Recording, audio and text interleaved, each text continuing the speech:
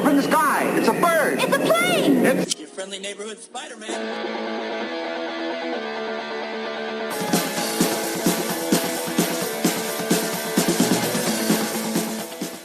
I'm going to be completely honest with you, Jake. I had no idea that this particular comic book character was going to be coming back into our lives in such full force with such lack of notice, I guess. Yeah, I suspected, because this guy's been rumored to return for a very long time. I mean, I don't know. I don't know how long I want to bury the lead. Yeah, no, like before the comic existed almost. Like, I feel like the first movie got out the door and a week later they were talking about rebooting it. And for this thing to really be happening, but this week it got a different level of legitimacy. We've got a star attached, and it's somebody with some power, somebody with some recognizability. Is that a word I just stumbled onto? It's a word now. It's happening. We're doing recognizability. He's a name. We got somebody in this thing. I'm super stoked. So this is what we're going to do. If you are new to the Watching Comics podcast, welcome. We're happy you're here. If you are not new to the Watching Comics podcast, then you're in the cool kids group. Congratulations. Yeah. So my name is Mitch, co-host of this whole shindig, and the other guy is Jay. He's probably the coolest nerd you haven't met. So that's really how this thing goes. It's quite the title. I'm actually getting business cards printed with that on it. Coolest nerd you haven't met. I think my that's real legit. Job doesn't require business cards. I wear T-shirts to work. And see, that's just another reason why you are the best of us. I have business cards at my job, and I don't really have to dress formally at my job, and we do have casual Fridays, but it is definitely way more formal than your gig, so you're winning. Well, I mean, it's interesting because, like, when you say, you know, the best of us, and I didn't realize that the standard for that was owning 4 suits that you can't find an occasion to wear. Yeah, pretty much. I mean, that's a wonderful problem to have as far as I'm concerned. So Spawn's the movie. Yeah, so there we are. Spawn is the movie. And we're super stoked about this. So here's basically what we're going to do. This may not be a super lengthy episode, but that's fine because last week was definitely a marathon, but it was great content. Super had us on last weekend. But here's the deal with Spawn. We're going to kind of give you a brief little rehashing of the 90s tastic, spectacularly awful, but awesomely wonderful I Can't Look Away movie from 1997. And then we're also going to dish on where it's going to go forward because this is no longer, after 21 years, a rumor. Spawn is officially being rebooted. Contracts have been inked. Money thrown at it. It is happening. So now's as good a time as any to talk about it, right, Jake? Yeah, this is, you mentioned this might not be as long an episode, and I know I've made that lie before, but I also... Hey, guys, I think this episode will be under 3 hours, so you're good. It's amazing how much we have to say about movies that don't even have scripts yet. But again, that brings me, I think there's going to be a lot of commonality on this episode with the Venom episode from about a month ago, for a great many reasons. First of all, because we're speculating on a movie that's not been released. It is. It's also, I think, there's some interesting links between the characters that we'll get into.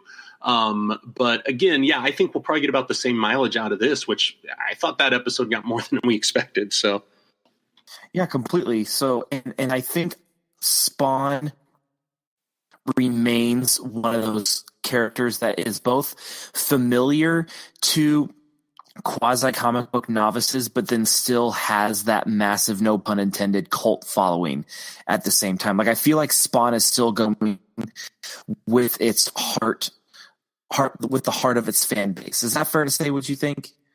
Yeah, I think that I think you nailed it. That like the sort of fans who are vaguely familiar with comic book characters they'll probably see Spawn and remember seeing him as I do on the end caps at Walmart in the 90s. But they might not necessarily know his name. They probably wouldn't be able to tell you much about Malebolgia or, John Leguizamo as the clown. Man, I can't wait to get to that. I can't wait either. But man, can we just say that so many, I don't know, is there anything in the modern American world that has given us both has given us more simultaneous incredible discovery and bad decisions in Walmart. I mean, I've got about half a wardrobe that testifies to everything you just said. So yeah, so I feel like we can go ahead and wite that in stone, right? Yeah, definitely. Add that to our growing list of catchphrases. Yeah, totally. We're making the world a better place, one crappy pop culture reference at a time. And can I, speaking of our growing list of catchphrases, this is the first week I think I'm going to get to use something that I said our very first episode and declare the original Spawn movie so 90s it might as well be POGs. Oh my gosh, that I forgot, which I shouldn't have forgotten, because that is like, Jake, I've known you for over a decade. I've literally known you for like over a decade, and I don't think you have said anything more wondrous than that, at least in our interactions together. Do you know the worst part is I agree with you and I know it, and I'm clinging to that moment, much like Spawn. I'm trying to get back there. So, yeah. Yeah, so the reason we're so excited about Spawn basically is that we identify with the character so much. This one really hits home, doesn't it? So I guess probably we should do just I promise not to get too comic book nerd lecture-y on this one, but I do think for anyone who doesn't know who Spawn is, it's an interesting character because Spawn, for all the many things he is and isn't, kind of is this flagship character for the new age of comics that was starting in the 90s. And it's weird because Spawn marks the start of a new age, but Spawn is really part of the old age that the new did away with. It's very strange. Spawn is the creation of a guy named Todd McFarlane, who we mentioned about a month ago created the character Venom. And Todd McFarlane had this very public and not entirely amicable split with Marvel Comics, where he took a few other big names from the industry at the time and started what is today Image Comics, which I would argue is where you find the highest quality comic books being written today. It's certainly where all of the indie stuff is. It's where all the creator-owned things come out of. And the big character that launched this line, even though he's been completely dwarfed by some of the things he helped launch, the big character was Spawn, who is, to put it simply, he's basically a servant of Satan who went rogue and decided to be sort of a good guy, but mostly an anti-hero. Did I do that justice? Did I do it succinctly but correctly? I think that's a good lengthy elevator pitch. Like it's short, but it's detailed. It's good. You got it right in there. I think Todd McFarlane is kind of like, I want to tread carefully here because I don't want to, anger the masses of Todd McFarlaneites, but I feel like, is it fair to say he's kind of like a poor man's Frank Miller, where his moments of brilliance are amazing. He's familiar enough within the broader circles that almost everyone knows who he is, and his high points are almost unparalleled, but then also it's at the same time, it's like after Spawn and Venom, then what? So I feel like he's kind of got that Frank Miller status-ish. What do you think? I think that's a really good analogy. I've never made that connection. I think that Todd McFarlane is just such a fascinating guy, and I use this phrase a lot in the Venom episode, and I'm afraid I'm going to overuse it again tonight, but style over substance. And I don't even mean that as an insult. I just mean it as a criticism in the sense that I'm trying to look at it critically and analyze it, that I really think that Todd McFarlane is an artist first and a writer second, and when he acts and as both. I think that's alongside the contextual piece that you mentioned, that Spawn was birthed in the 90s. I think those two things go hand in hand. Like, it's not to say that Spawn is bad now, because he's not. Spawn has had an incredible run, and clearly there's still enough fodder there to say we're going to throw millions of dollars towards a movie, but we'll get to that. But I feel like that Spawn is so 90s that may be the only reason Spawn has still survived at the same time. Like, he was perfectly conjured at the right place at the right time by the right person carrying the right components, and it doesn't necessarily matter that he's not as nuanced or deep as some of his counterparts, but because he was a 90s child, we just roll with it. And also because it was such a wonderful change of pace for the type of main characters in comics that I feel like we've just kind of written that. And we're not really tired of it, which is fine with me. I think there's a place for Spawn at the big kids table, and I'm excited to see where it goes. Yeah, I'd agree with all that. I think that you really nailed it. Spawn really embodies an era in a lot of ways. And yeah, if you try to make that character today or maybe even 5 years before they did, I don't think it takes. But yeah, right time, right place. And now we've got ourselves an icon. So, and for better or worse, one movie, soon to be two. Oh my gosh. Okay, so let's do it. That is so. Spawn the movie, 1997. Picture this.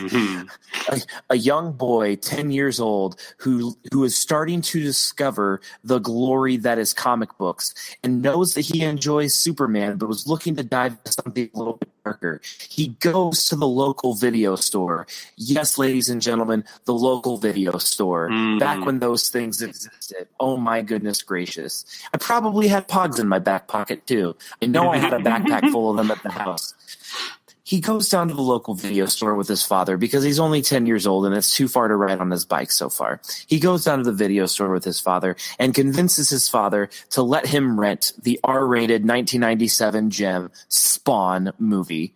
And there was probably a good 3 to 4 year run where that movie would be categorized by this kid as a great movie. Now, by all intents and purposes, Spawn is not a great movie, but because of this, it holds a very special place in my heart. And rewatching it this week, I had a mixture of glorious fist-pumping nostalgia and also a good mix of holy what? And I just don't know any other way to explain it other than that. Jake, explain to me how you got exposed to this movie. Can we first just pour out a surge for the long lost video rental store industry? And can I mention how this is my old man moment?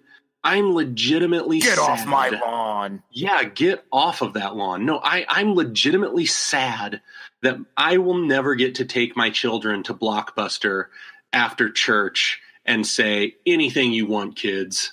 And like that was going to be the dad moment for me. And I really don't know what to do to win my children's love now. And parenting is just so much harder than it was in the 90s. But all that aside, I caught this movie. I couldn't tell you how old I was based on, I can remember the room I was in though. And because of that, I can tell you I was somewhere between 6th and 8th grade. I was somewhere in that middle school range, 6th, 7th, 8th grade. And I remember in the summers, bedtime got a lot more lax. And I normally took advantage of this to watch, God help me, I'll admit it, WCW Monday Nitro. And hey, that's not admitting it. That's waving your flag proudly, my friend. We are going so deep into so much shame from the 90s tonight. But I remember like my brother who would normally stay up with me was younger and he'd fallen asleep. And so I was just hanging out watching TV late because I had just gotten a TV in my room, which was super cool, and was flipping channels. And I caught this thing and I knew about Spawn because I like comic books, but I'd never read a Spawn comic to that point.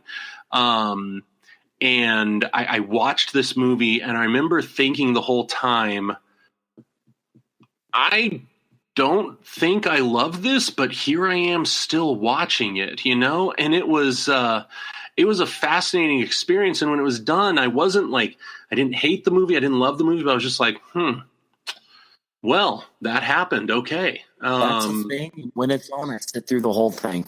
Yeah. So rewatching it, I rewatched it last night. And I hope I should have texted you to see if you knew. Turns out it's on Hulu. So I didn't have to pay the $2.99 to Amazon to watch it. I did not know that.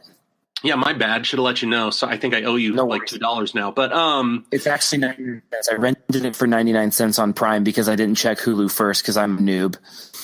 Well, I only the machine told me it was on Hulu, so I cheated. But yeah, it was a really fascinating experience.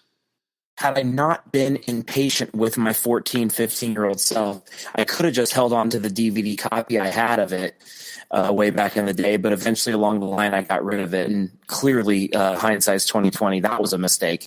You owned a DVD of Spawn. That's amazing. I owned the DVD of Spawn. I did. I owned the director's cut, dude. What? Did like 4 small people take it from you to throw it back into the fires of Mount Doom? How'd you lose that thing? I'm pretty sure what I probably did was I at one point made a couple of different points because my DVD Blu-ray collection is rather large. Like we're talking almost 700 titles large, and it takes up a whole wall in my basement. So but there have been a couple of times over the years because I've started collecting my movies by the time from like 12 years old.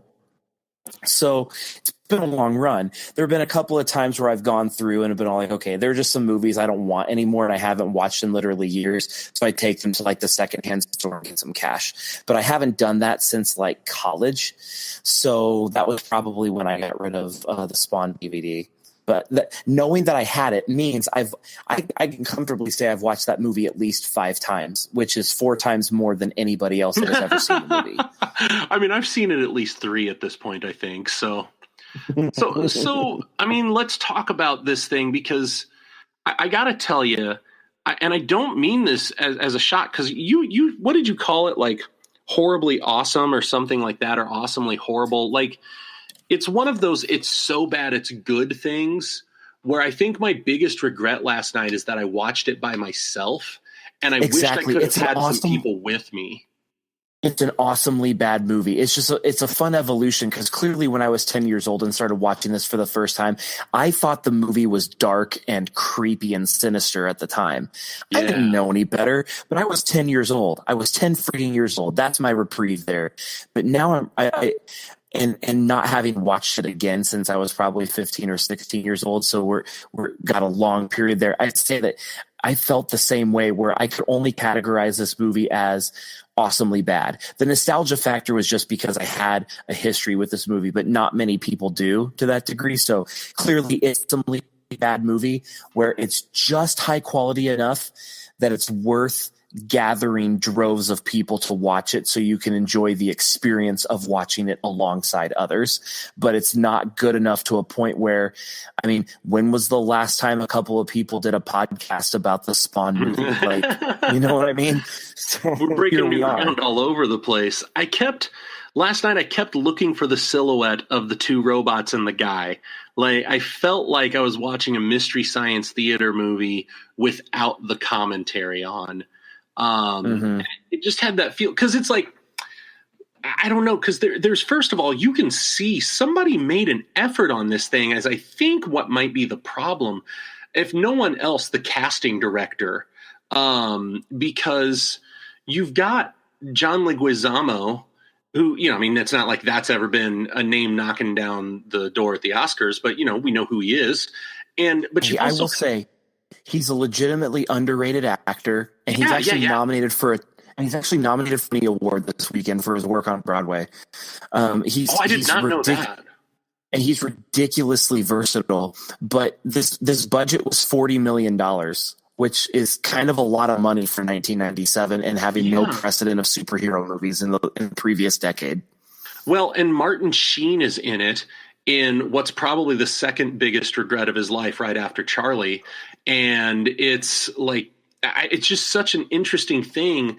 And it's such a bizarre look into, I don't know, maybe, I don't even want to say what could have been, because I don't get the feeling this was going to launch a franchise or anything, although they clearly leave the door open for a sequel. But on the Leguizamo part, am I wrong to say that, like, when it was him doing his thing, minus the really bad fart jokes, I kind of enjoyed myself last night. Like, no way, you brought it. Yeah, like, I don't remember liking it, but I remember I was sitting there last night like, oh my gosh, like, John Leguizamo as the clown, the violator, kind of works. Holy cow. You want to know why? I thought about this because I had the same feeling where I was like, Leguizamo's literally the only portion of this movie that I could say is flirting with legitimate. And I think it's because he is the only portion of this movie that is actually written with any sort of dynamics. There is seriously think about it. There is actually no conflict for Al Simmons in this movie. Like, there's no central conflict in the movie, and there's really no growing action, and there's no points of like growing towards something or swelling towards something. It's literally just a few scenes that were really good individually that they just spliced together. It was basically like it was as if the script was in treatment form, and they just filmed the scenes that were in the 10 to 20 page treatment, and they put that together to the producers and said, this is a taste of what we could do. But then they're like, just call it a movie.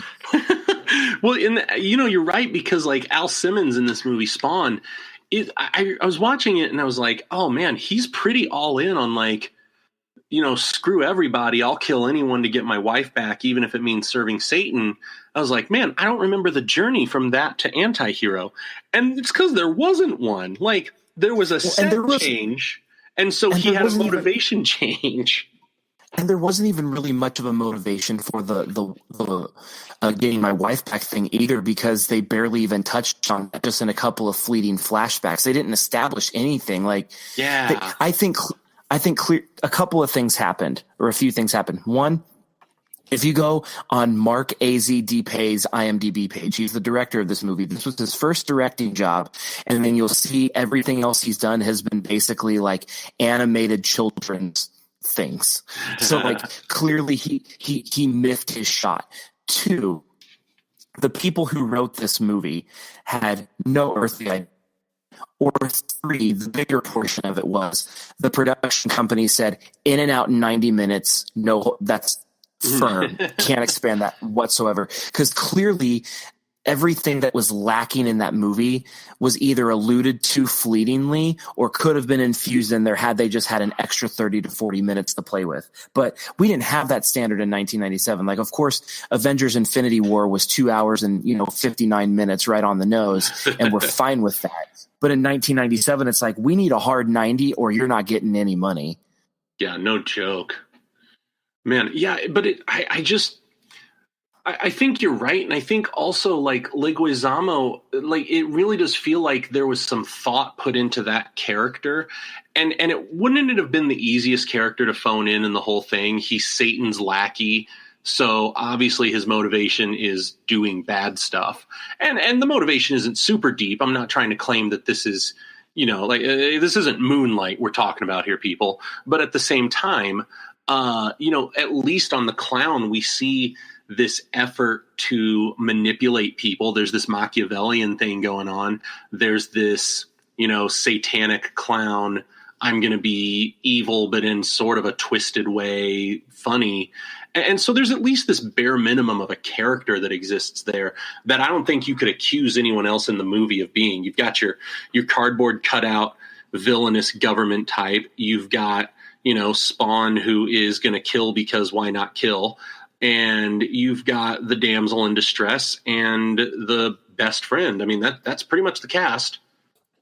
And I think they're taking and this isn't formulaically speaking. Is formulaically a word? Well, it is now. I believe it is. So, hey, rock on, boom. Formulaically speaking, they were attempting to take a note from a good book, which was the Burton Batman movies, because they follow. If from the clown perspective with Spawn, the Burton Batman movies do the same thing. You watch Batman and Batman Returns, both very good movies in their own right, and I would say Batman Returns is in conversation for one of the greatest sequels in all of Hollywood history, because it's just remarkable and better than the first one. But both of those movies stand on their own as phenomenal films in their genre, and both of them are driven by the big name actors playing the villains who are way more interesting than just Batman. So Jack Nicholson as the Joker, and then Michelle Pfeiffer, Christopher Walken, and Danny DeVito as the villains in Batman Returns. Like,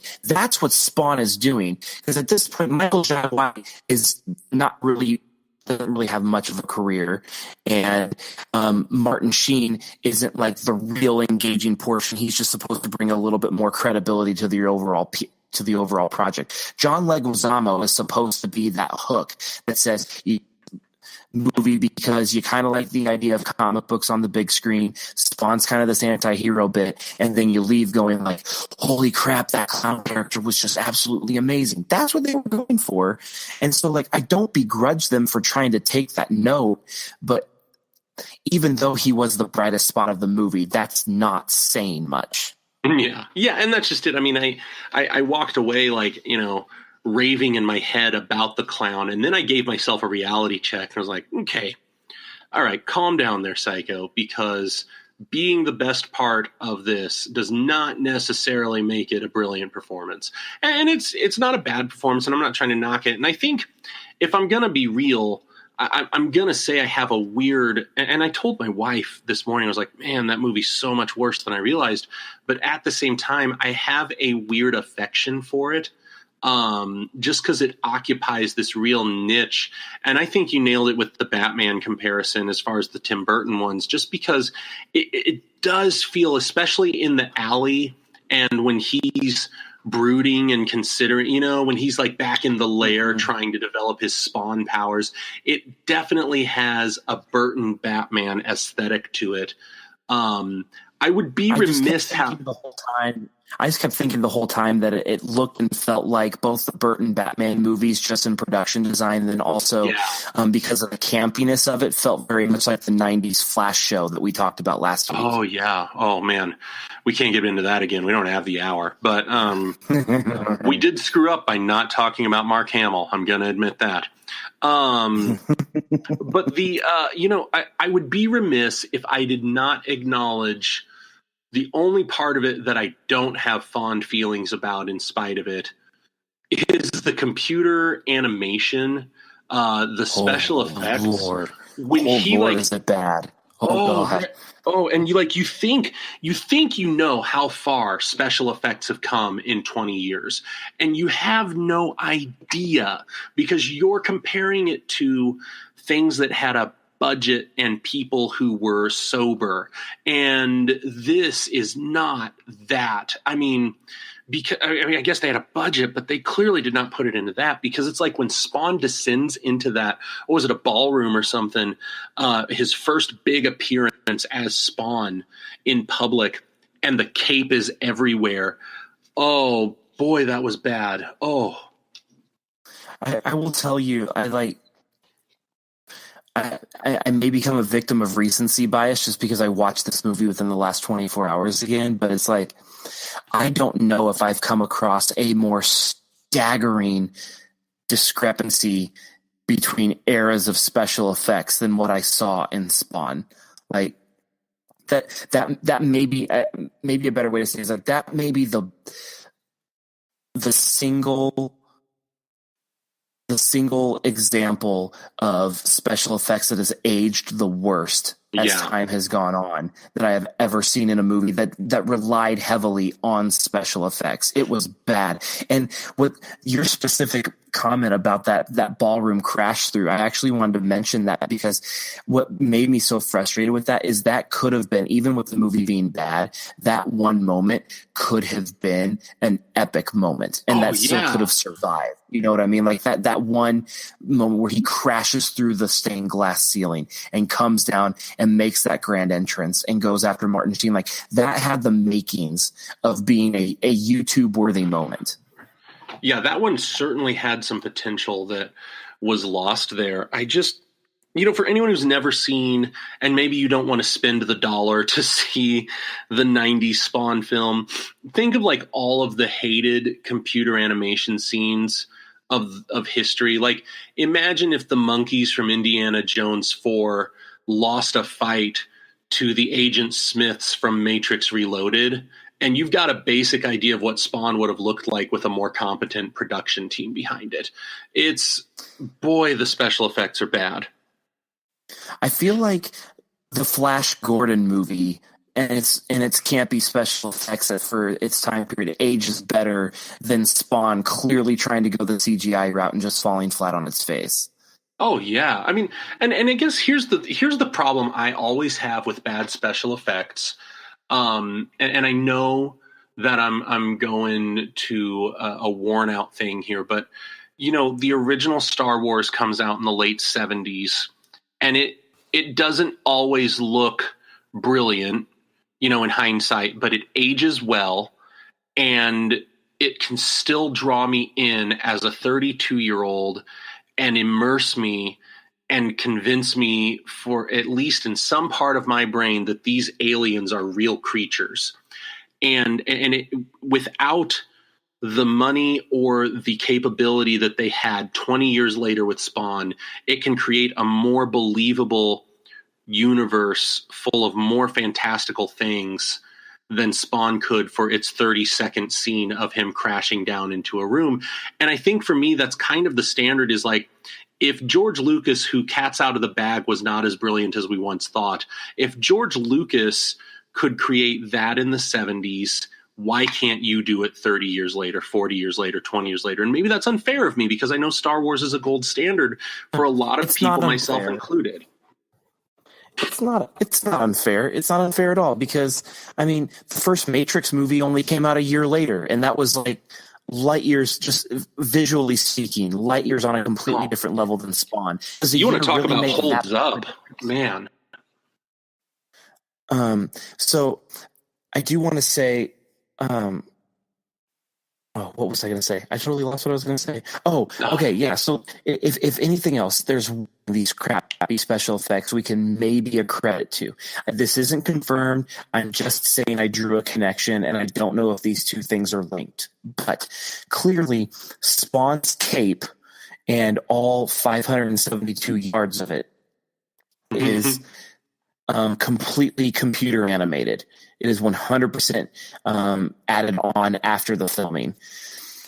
They used that concept in the Man of Steel movie.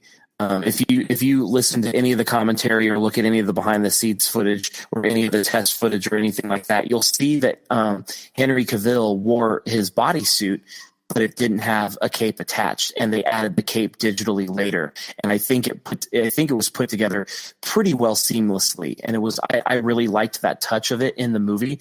I don't know if they got that inspiration from Spawn, but I can tell you I haven't seen it anywhere else other than in Spawn.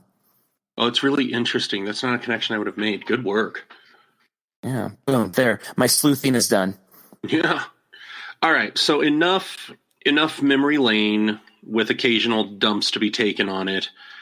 Unless you've got more you want to say, what are your thoughts on this upcoming Spawn reboot that they've been threatening us with for 2 decades and is now happening? Yeah, so few things I'll just throw out here, and then you can run to however you'd like. Number one, they did the right thing in getting a big name tied to it to help ramp up the hype for it. Oh yeah, Jamie Foxx is signed on to play Al Simmons in Spawn, which is great. This is what you have to do. Even the ones that have flopped have done this well. The superhero movies have done this well. We're like, this is the formula. You've got to get somebody of note to play the lead role. So they've done this, and Jamie Foxx has enough of a storied career that is versatile, that you can see that he has all these components. He knows how to do funny. He knows how to do drama. He knows how to do action. He knows how to do random. He knows how to do crazy. He's done all of those things at a fairly high level throughout his career. So that's probably a pretty good call. Number two, I think this is the biggest kicker. Blumhouse Productions. Yes. I cannot overstate how important it is to have the right kind of people overseeing your project. Now, Blumhouse typically tends to be lean on the budget side of things. Like, they made Get Out for just over $5 million.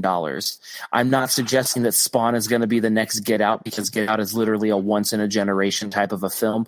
But Get Out was made for $5 million is all I'm saying. And that's from the same production company that Spawn has been tied to. Then the last thing is Todd McFarlane is going once again, to reference Frank Miller, he's going the Frank Miller route.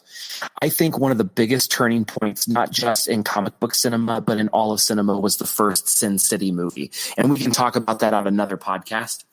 But one of the reasons that the first Sin City movie was so remarkable, visuals aside, was the fact that they gave Frank Miller so much control over that movie, even though he was virtually unproven in the cinematic realm. He wrote the script, and he was co-lead director of that frickin' film, and that movie is darn near perfect. Todd McFarlane has stepped in and said, the only way Hollywood will ever get another chance to touch my opus is to allow me to have creative control. So he is writing and directing.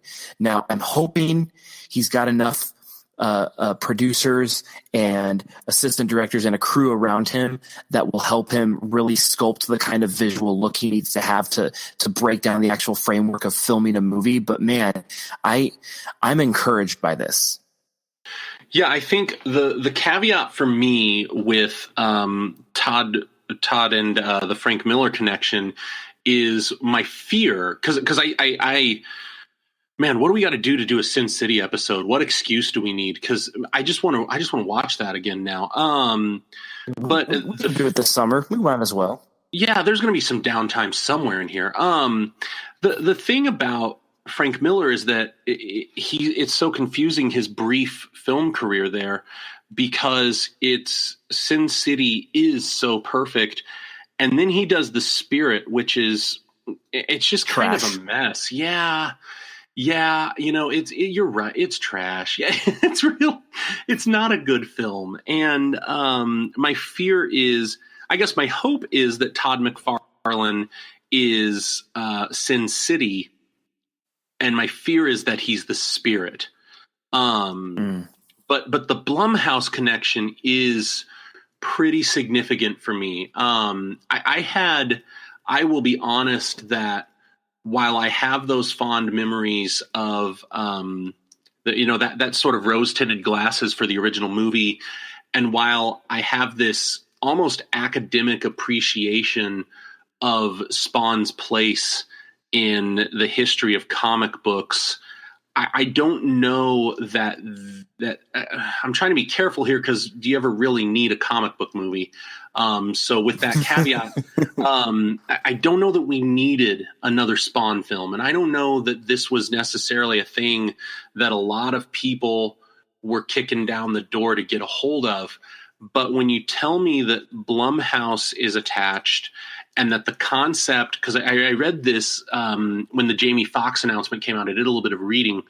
And if I could remember exactly which article said this, I would cite it. So I apologize to whomever might be listening that was attached to that.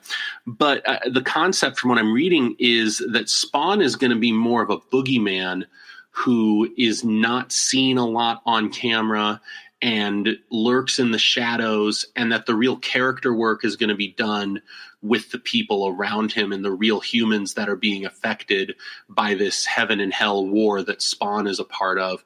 And I look at Blumhouse and what they've done over the last decade, and the way that they have, in some ways revived and redeemed the horror genre, and in other ways elevated it from where it even was before that. And that's not to say everything they do is brilliant, but a lot of what they've been attached to has been really good stuff in context, and some of it has been Get Out. And that they would be attached and have this very specific vision for it, and this very fascinating new take on it is really interesting to me. That Todd McFarlane, who is kind of a notorious tool sometimes, and who will, is very protective of this character, that Todd McFarlane feels it's being handled correctly after 20 years. I think that there is reason for optimism.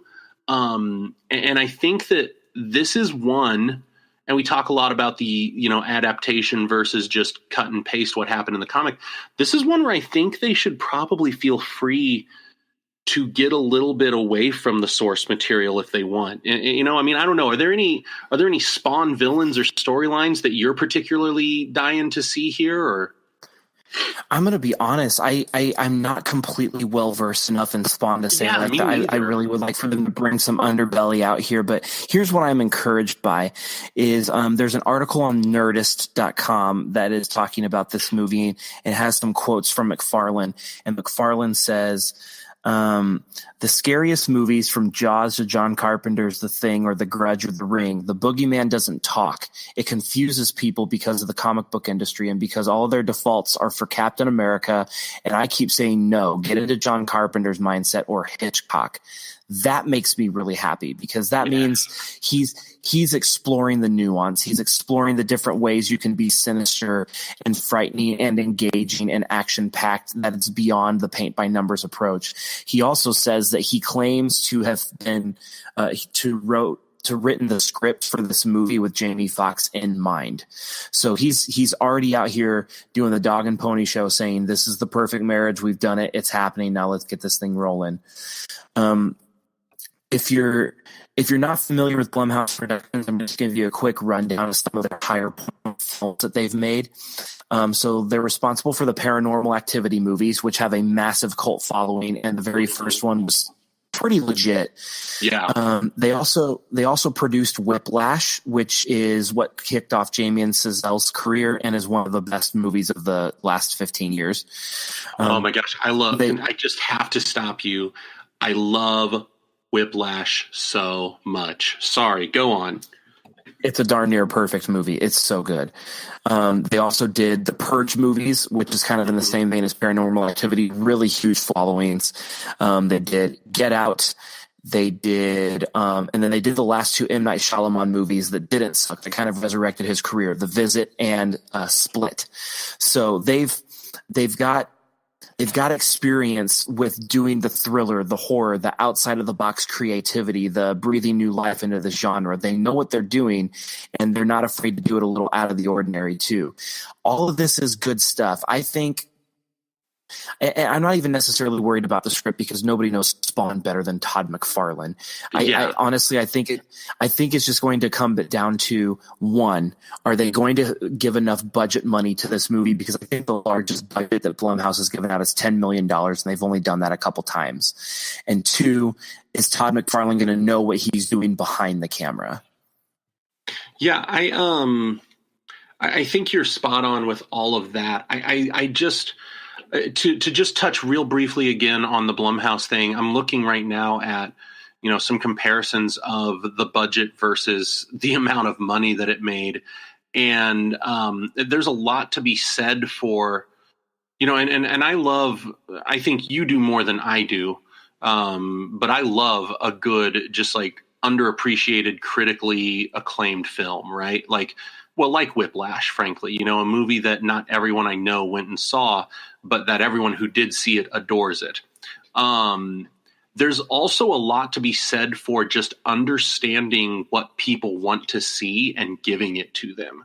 And I think Blumhouse has refined this to an art where they can come in and they can say, we are so in tune with what is going on in culture. We're so in tune with people's tastes that we can turn $4.5 million into $255 million.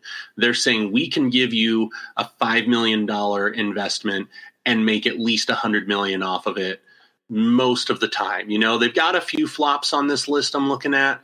Not everything comes out to those margins of, 5 million turning into 100 million, but more often than not, they know what they're doing and they know how to make something that people like. I didn't bother seeing all, I want to say 5 or 6 Paranormal Activity movies, but I know people that every time one of those things was coming out they were right there ready to go. And completely. Yeah, they know what they're doing. They understand entertainment, and I don't know that Spawn is going to be the next Get Out. As much as we're all looking for the next Get Out, and I agree with you, I don't think it's out there. I think it's a unique thing. I don't think this is it, but I do think this is something that has a great deal of potential in their hands. And I think I'm inclined to think that Todd McFarlane will know what he's doing. I want to be hopeful on that. Can I ask you, because I got to preface this question and where I want to go with this conversation by saying that I think Jamie Foxx is incredibly talented, and his name attached to anything makes me more excited to see it. My question to you is, however, is Jamie Foxx is that brilliant casting? Is it just okay casting? Is it bad casting? And I'll get into why I ask that after I hear your answer. Yeah, so to be completely honest, I think it depends on what Jamie Foxx you're getting. Is he going to mail it in, or is he going to stay committed to the project? Because he's got enough on his record to show that he has a little bit of a track record of mailing it in on certain projects, and it shows, and it's bad. I don't know if this is going to be one of those. I hope we get the Django Unchained and Any Given Sunday type Jamie Foxx, and not the Miami Vice Jamie Foxx. Well, and so where my brain goes with this is attaching him to a comic book project again. I am something of an apologist for the Amazing Spider-Man films, which regular listeners will know. So this is not necessarily a shot at a film that has taken more shots than it deserves. But I actually did not love his Electro. I loved some of what they did with it, visually speaking. I loved some of the moments that the character provided. I wasn't a huge fan of his take on the character. And a lot of that for me comes back to, again, I'm oversaturated with this. I spend a good amount of my leisure time reading up on comic books and things related to it. And Spider-Man is my favorite, so I am devouring most things Spider-Man related. So I see more than I think the average viewer would. But in the interviews and in the press tour stuff leading up to that film, Jamie Foxx just seemed so ambivalent about being there. Sometimes he felt like he was just messing with people with some of the answers he gave. He would alternately characterize Electro as a very powerful character, emotionally, who was very sure of himself, and then talk about how Electro was really this, down on his luck guy, which is a little closer to the truth of what we got in that film. And it was just all over the place. And he would just make comments that it felt like he was talking about a different movie sometimes. And the common thread became that thing that you just mentioned. Sometimes you get a different Jamie Foxx. You don't always get Django. And I really like Jamie Foxx. I just worry. I worry, and I don't know if that particular example was because he was a victim of an overcrowded script, and he knew it, and he mailed it in, and he was disappointed, or if it really was just Jamie's here to collect a paycheck. I don't know, but I think there's enough of the Jamie, you just missed it, man. There's enough of that in his dossier to make you go like, maybe, You make me feel so much less crazy saying all that, because I was concerned that I was going to bring this up and you were just going to be like, oh my gosh, Jamie Foxx, the greatest. And, he's going to do amazing things. He's going to act so well. You're going to pee your pants. And I was ready to be like, well, I guess I'm an idiot. So you're making me feel less crazy by saying all that. Because again, I have no problem with this casting necessarily. I just get a little nervous about, like you said, which Jamie is showing up. It's going to be interesting to see, but they're clearly following the formula the right way at the beginning, at least of the pre-production stuff. So ultimately here, Jake, before we close out, just give it to us. Are you in or are you out on this one right now? Like, are you all in? Are you saying you're doing it, you're looking forward to it, or are you still a little apprehensive? I am mostly in. I think, honestly, the Blumhouse thing has got me at this point. They could tell me that they're casting Keanu Reeves as Spawn, and I'd say, boy, interesting choice. I look forward to seeing what they do with that. So I'm in. I want to see it. Rock on, man. I'm right there with you. I would say I'm probably like an 8.5 out of 10 on the excitement level. I am legitimately excited to see a high quality rendition of Spawn on the big screen. I feel like we need it. That's where we're at.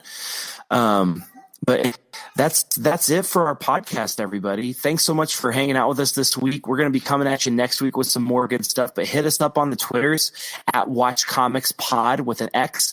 And we want to hear from you. What do you think about the upcoming Spawn movie? And also give us your riffs on the John Leguizamo as the clown, because let's be real, we can't get enough of that either. We kind of secretly, not so secretly loved it. Yes. So we'll hit you up next week.